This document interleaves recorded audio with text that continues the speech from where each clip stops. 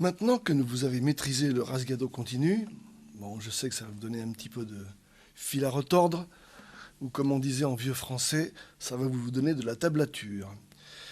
Une fois que vous avez maîtrisé ça, admettons, on a maintenant un outil qui peut se révéler efficace pour faire face à des situations dans lesquelles la guitare classique n'est pas vraiment à son avantage. Par exemple, les problèmes des trilles. Un tri est toujours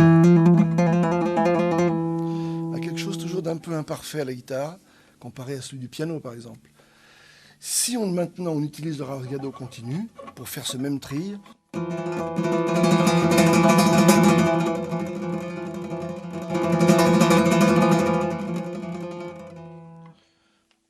par exemple celui qui est dans le concerto d'Aranjuez que je viens de jouer, qui est dans le deuxième mouvement, on peut faire face à une situation dans laquelle il faudrait augmenter le son, par exemple, ce qui est très difficile à obtenir par le tri classique. Voilà une des applications du rasgado continu. Et également, fort de cet outil, faire face à des transcriptions que peut-être on n'aurait pas osé faire sans cela, comme celle-ci par exemple.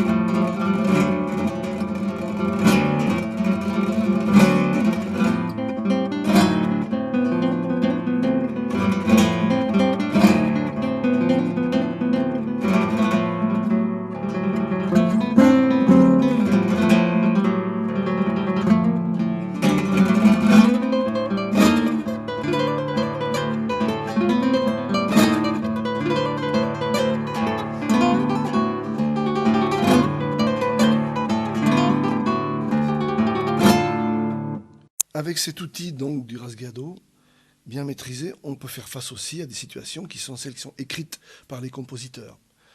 Notamment dans la musique moderne du XXe siècle, on en fait un certain usage.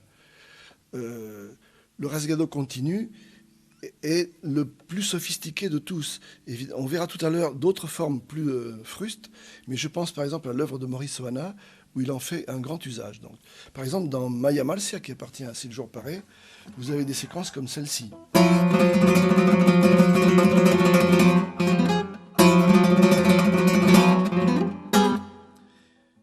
Pour exécuter cela, il faut étouffer la sixième corde avec le pouce, étouffer les autres cordes avec l'index de la main gauche et envoyer le rasgado sur la cinquième et quatrième corde.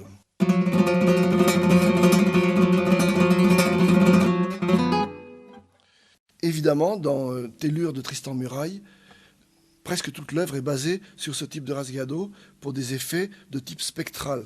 Ça veut dire, par exemple, utiliser le rasgado sur une corde, la sixième, en étouffant les cordes. On obtient seulement les notes obtenues entre l'ongle et le chevalet, c'est-à-dire des notes très aiguës, et qui sont de hauteur parfaitement déterminée, auquel on ajoute une harmonique.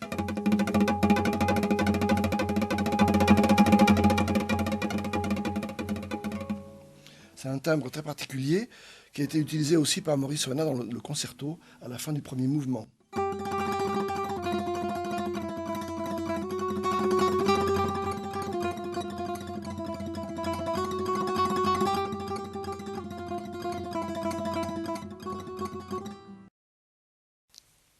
Un des rasgados les plus simples est le dediglio, qui consiste en aller-retour de l'index.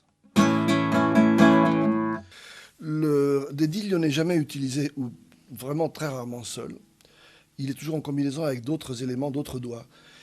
Il sert non pas à faire un roulement, comme on l'a fait tout à l'heure avec le rasgado continu, ce qui constituerait à mes yeux une faute, mais à faire un rythme, par exemple des doubles croches. Le plus souvent, on l'utilise dans des rythmes espagnols, par exemple dans la Sevillana de Tudina.